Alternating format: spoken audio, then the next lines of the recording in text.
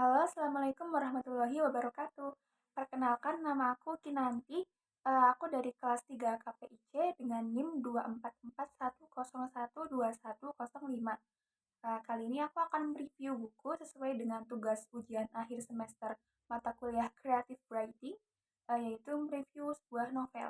Nah, novel yang aku pilih kali ini yaitu novel karyanya Leila Chudori berjudul Namaku Alam. Kenapa aku memilih buku ini? Karena sebelumnya aku suka membaca karya-karya dari Kak Leila. Salah satunya yang cukup booming itu yang dalam waktu dekat ini mau difilmkan, ada novel Laut Bercerita. Nah, tapi setelah aku telusuri novel-novel yang lain itu ternyata emang bagus-bagus banget. Dan salah satunya ini ada novel Namaku Alam. Jadi, kita langsung masuk aja ke bagian isi novelnya ini ya. Overall, novelnya Leila Chudori ini tuh sebagian besar mengangkat dari suatu isu sejarah yang mungkin agak sensitif kalau dibahas di masa Orde Baru sekarang ini. Karena dia membahas tentang peralihan dari Orde Lama ke Orde Baru. Nah, novelnya Leila Chudori yang Namaku Alam ini, kita sangat kental dengan nuansa G30 SPKI. Dalam novel ini tuh pemeran utamanya menceritakan seorang anak laki-laki bernama Segara Alam. Nah, Alam ini tuh adalah seorang anak dari tahanan polisi atau di sini disebutnya sebagai Tapol. Disebut sebagai anak tahanan polisi, dia hidup dengan hanya bersama seorang ibu dan juga kedua kakak perempuannya. Kakak perempuannya ini bernama Bulan dan juga Kenanga. Nah, Alam tumbuh dalam suatu stigma masyarakat, bahkan oleh keluarganya sendiri, dengan julukan anak dari komunis. Tentu itu memengaruhi dalam kepribadian Alam juga kan. Nah, Alam ini dia juga eh, tumbuh mencari jati dirinya.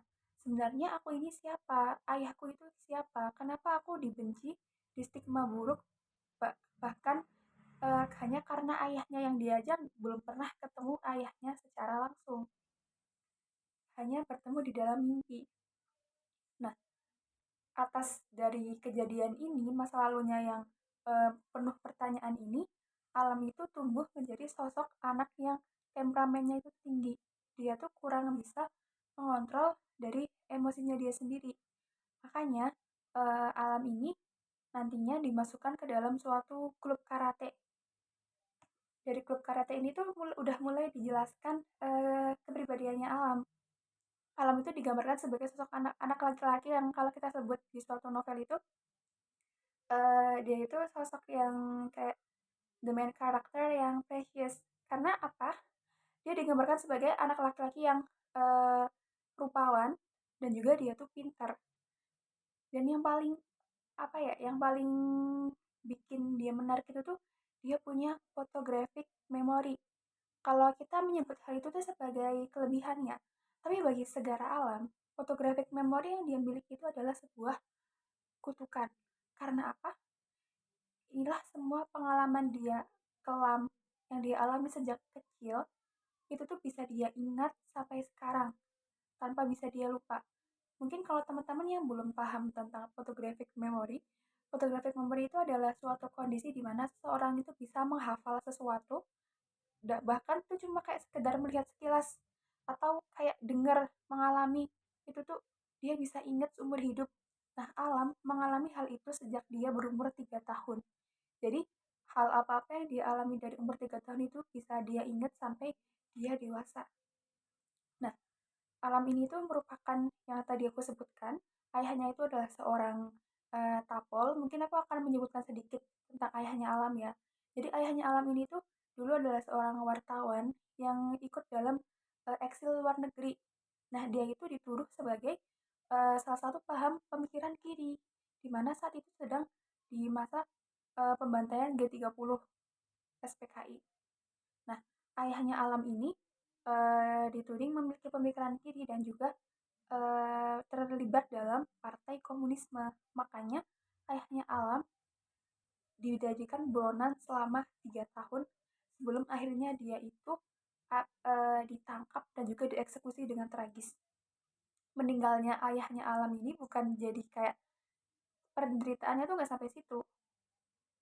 Ibunya Alam, istrinya Hananto Prawiro ini, dan juga kedua anak perempuannya termasuk salah satu anak laki-lakinya bernama Alam ini mengalami diskriminasi seumur hidup.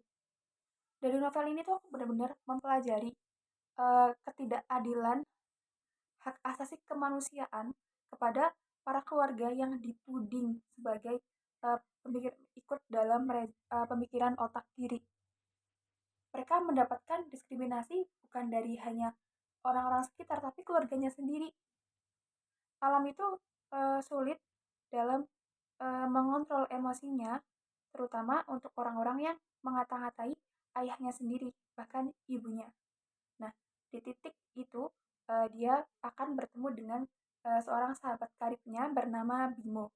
Bimo ini tuh karakter yang menarik juga menurut aku karena kita mempunyai beberapa kesamaan ya. Aku dan Bimo itu digambarkan sebagai karakter yang dia lebih bisa menggambarkan ekspresi lewat sebuah karya. Dia tuh suka melukis, dia suka bikin sketsa. Bahkan beberapa karya lukisnya itu tuh diterbitkan di majalah pada saat itu majalah Dara. Selain membahas tentang bagaimana paradigma politik di masa Orde Baru itu, novel Namaku Alam ini juga mengangkat isu kemanusiaan yang sangat tinggi menurutku, di mana yang katanya negara yang sekarang demokratis ini masih ada suara kita tuh masih sering dibungkam. Bahkan ini contohnya novel ini. Novel itu kan sebagai suatu bentuk penyuaraan secara gimana ya? Kita nggak speak up secara langsung depan umum, tapi ingin menyampaikan sesuatu secara halus melalui suatu tulisan. Nah, kalian bisa mendapatkan hal itu dari novel Namaku Alam. Kalian akan mendapatkan pelajaran tentang sejarah bagaimana kekejaman, diskriminasi yang sangat tidak manusiawi di masa itu, di mana para tahanan yang bahkan saat ayah mereka sudah dibunuh, dieksekusi, anaknya, istrinya itu akan disekap oleh aparat, di mana mereka akan menyaksikan orang-orang yang disiksa dengan tidak manusiawi. Sekali lagi, aku nggak tahu berapa kali aku menyebut kata tidak manusiawi karena emang setidak berperi kemanusiaan itu. Lalu mereka bahkan sampai dilecehkan. Ibunya Alam itu dilecehkan saat dia ditahan oleh aparat. Selain membahas tentang isu politik pada masa itu dan diskriminasi, di sini juga membahas tentang aku menangkap bagaimana Alam ini seorang laki-laki yang dimana dia cerdas secara emosional dan juga secara logika. Alam ini mempunyai paham feminis yang dia tanamkan dalam dirinya sendiri. Dia kan tumbuh dengan ibu dan juga dua kakak perempuannya.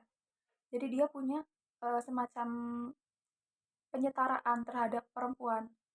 Dia menghargai penuh perempuan, tapi di sini menghadirkan suatu sisi di mana saat dia menjalin hubungan dengan seorang wanita, dia menunjukkan sisi kalau kita sebut zaman sekarang itu red flag. Dia good boy ketika di rumah, kayak dia bisa menyetarakan bagaimana posisi perempuan dan juga laki-laki. Tapi di suatu hubungan dia itu lebih cenderung ke red flag ya. Aku kira I don't know why Alam do that, but karena di sini kita menyebutkan Alam itu emang sebagai sosok anak laki-laki yang se-precious itu, kayak dia tuh kayak Casanova ya, atlet taekwondo, dia pinter, dia rupawan, dan juga dia menarik banget. Kayak dia benar-benar jadi magnetnya perempuan saat itu.